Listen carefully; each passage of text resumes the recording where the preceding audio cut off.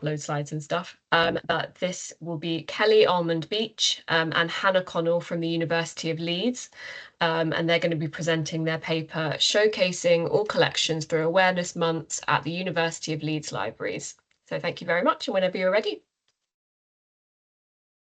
Hi, can everybody hear me okay? Great, thanks, Kelly. Thank you so much to everyone who's attending our panel. I see a lot of our colleagues who've been involved in this project, and following on from the keynote this morning, I hope you feel really appreciated. It's been really brilliant to have this opportunity to publicize and discuss these projects, which have been cross-team projects sort of promoting our collections. I'm part of the collection liaison team, and it's been wonderful to work with Kelly, who's been, she's part of the metadata and discovery team, and it's great to work with someone who's so embedded in a project like this and making sure it comes across. Right. So these Awareness Month initiatives really started in April 2024 with a university-wide project. The University of Leeds was hosting Africa Week, and the library staff were invited to share in the promotion for Africa Week and to showcase some of our collections, which happened through various different features available in the library for online collections, but also for print collections. And the library was involved in creating a non-module specific reading list. And there was a lot of excitement among colleagues in being able to promote our collections alongside this. You can see here a very beautiful chronology of how this project has developed since then. Since April, May 2024, we decided to expand this project. It really became something that was taken on by library staff, and it became a much more involved process. There were many more teams involved. We had much greater visibility thanks to our wonderful communications team and our customer service team across the libraries, and we became much more ambitious, as you can see. And that's really what we'd like to share with you today, is this development and expansion of the project. As more and more staff became involved across different teams, we needed a way to keep in touch with each other. So we managed the work through Microsoft Teams chat, and it's really been a great sort of privilege to be involved in this project, and it just keeps growing. We reach out to more staff and student, and we're still always reflecting on this process. And I will pass you now to Kelly to discuss how we actually achieved this.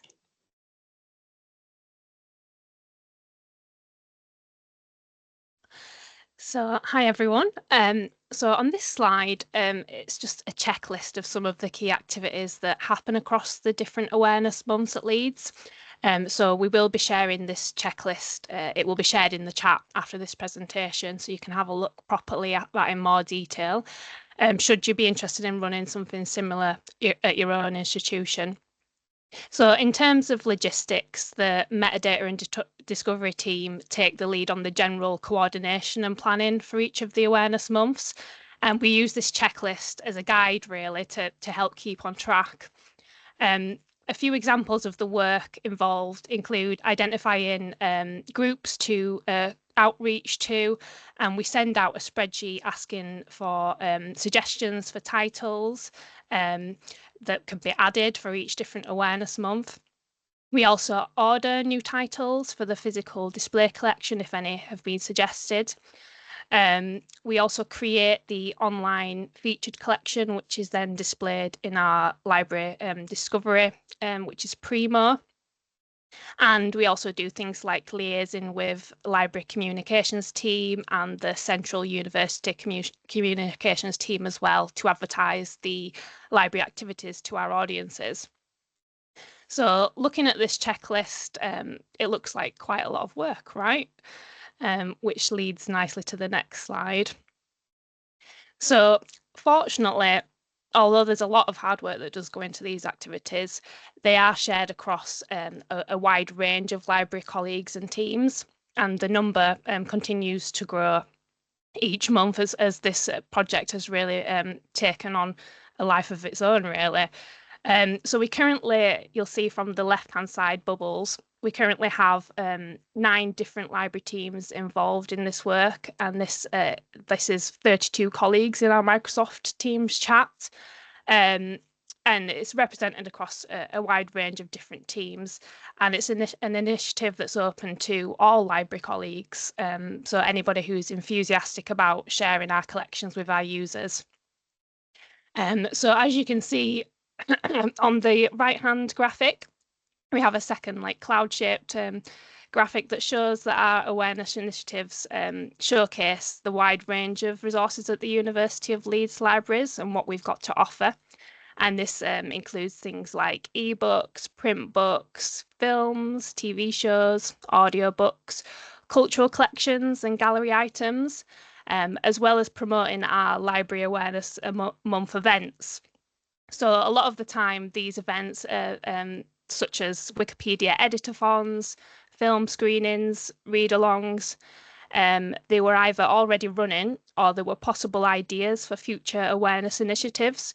So by coordinating our activities in this way across different teams, we can not only encourage these events to actually happen, but we can also bring them together in a way that's comprehensive and sustainable.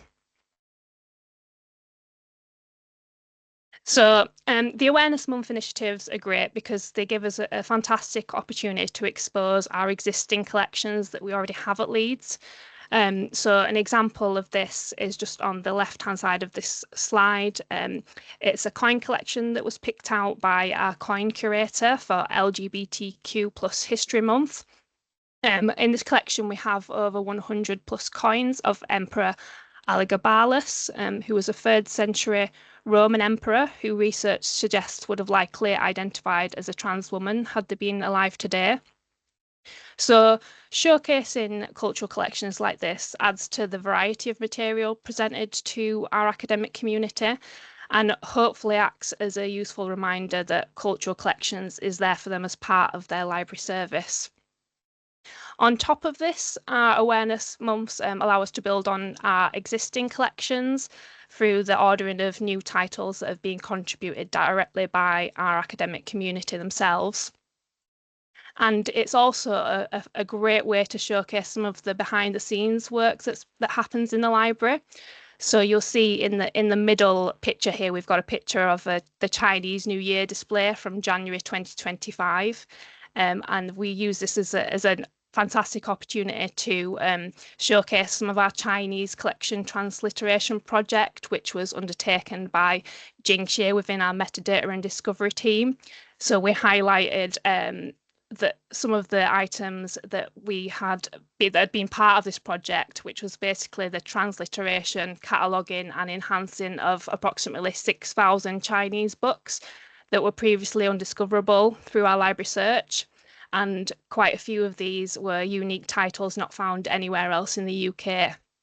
So hopefully this kind of gives an idea of the way that these awareness months have been a fantastic opportunity to showcase the collections that we have. I'll just pass you back over to Hannah now. Thanks, Kelly. Yeah, just to sort of build in this sort of second part of our presentation on, as you mentioned, the amount of work that goes into these Awareness Month programs and events. There were challenges that we faced, challenges not just inherent in promotional activities within a library setting, but also in the expansion of these activities. And we want to highlight 2 in particular, which I think we feel really drive why this project is significant and how it develops and feeds into our broader library work. Firstly, the first challenge is really the selection of resources to share. How do we choose what we want to put in the print display and what we want to exhibit online? This is one of the core questions, and initially it was done by library staff, but it soon became an opportunity for outreach to staff and student networks. And you can see from this slide that we've done a lot of work around building up those networks in order to receive contributions from academics and staff, and really make sure that our Awareness Month program reflects what our students and staff are interested in. And that is ongoing. We've identified through previous months, we've identified networks and student and staff, and particularly student societies, who will be able to contribute in the future, who we want to reach out to. Yes. So, and really reflecting on these challenges and reflecting on the development of this project, I think has really highlighted why we do this, the benefits that it offers to staff, to student and researchers, and why we're so enthusiastic about it. It's not just a question of making our resources more accessible, more discoverable. It's also about bringing our collections much closer to our users, being able to ensure that we really represent every part of our student and staff body, and increasing a sense of belonging within the library, so that students and staff can really see themselves in our collections. And in doing this, reducing the isolation both of the library within the wider university, but also of individuals who might be using library services, and increasing hopefully the well-being of our users through building collections around their interests and ideas. Yeah. And Kelly, thank you very much. Yes, hand back to you again. Yes, so another challenge to address is that there are busy periods across colleagues' workflows, and many colleagues are already managing tasks and have deadlines in their own roles.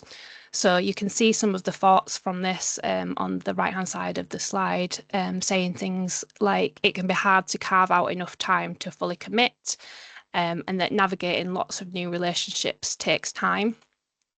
So some strategies that we've come up with to manage this and kind of mitigate this include aligning the awareness months with team activities and priorities that are already happening. So, for example, in April and May, it's a busy time for lots of our team. It's exam period, and so lots of teams are already planning ways to help promote academic skills and revision skills.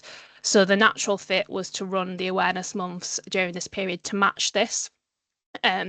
So that's exactly what we did. We ran academic skills and mental health awareness month displays and online resources.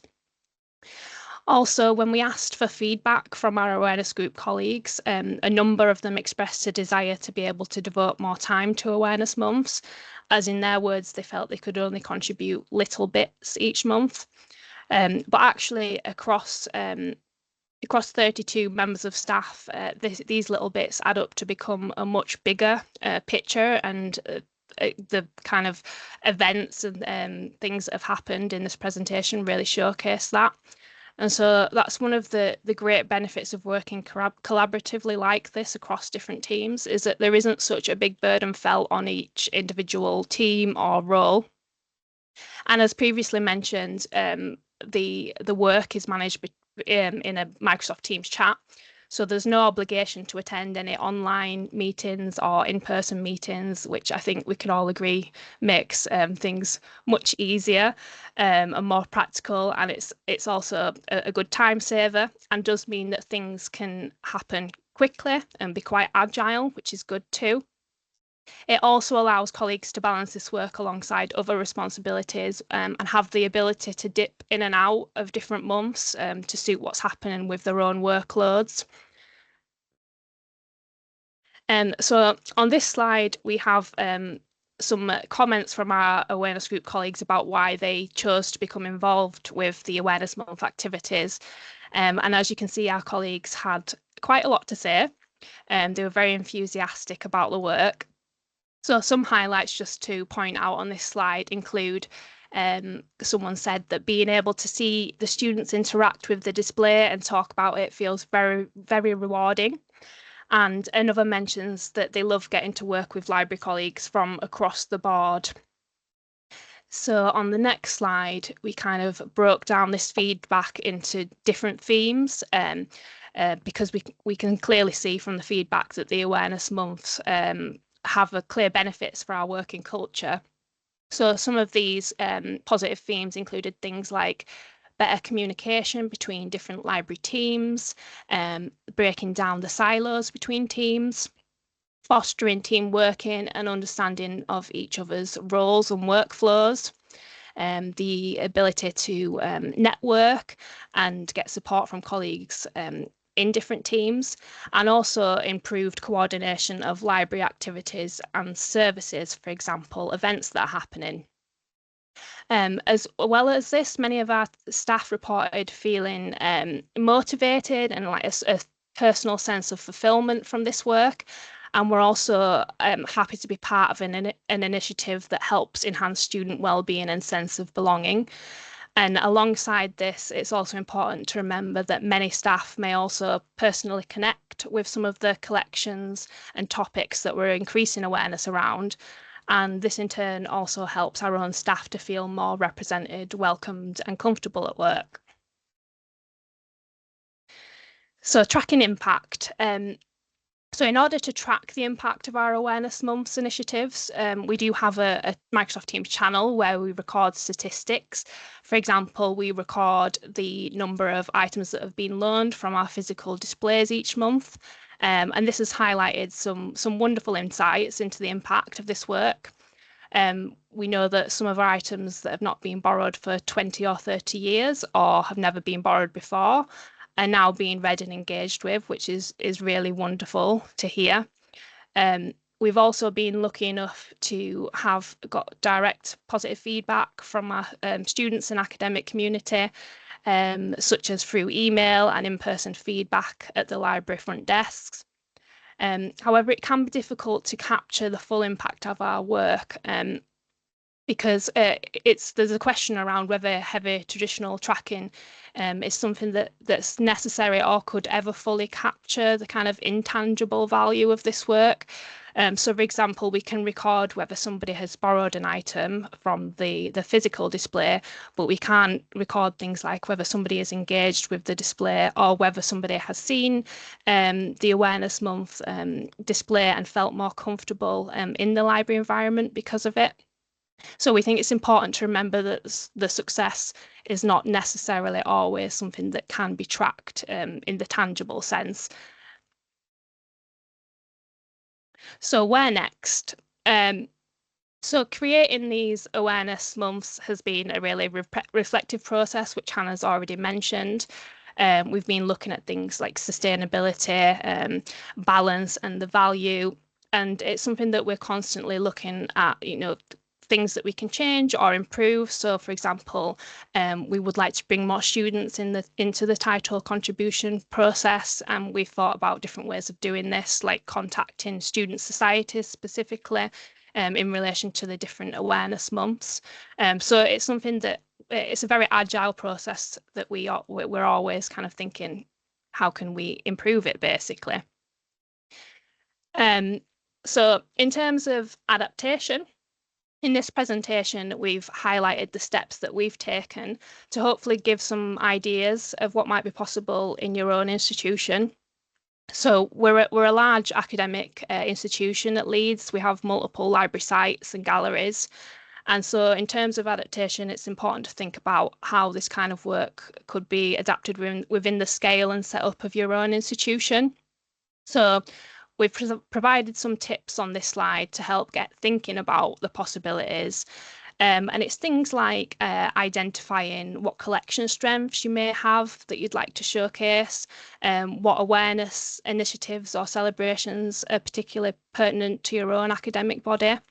And the really important thing to mention is like discussing with your own colleagues what might already be happening in this space or what opportunities might exist. And also it's a good way to identify colleagues who might be interested in getting involved in something like this. So as mentioned, we will be sharing a Word document of our Awareness Month planning checklist that we use. So please feel free to use that as a Kickstarter if you were interested in doing something similar. And we would like to end this slide just with the quotation that's at the top of it. This was from one of our colleagues involved in the setting up of this work initially.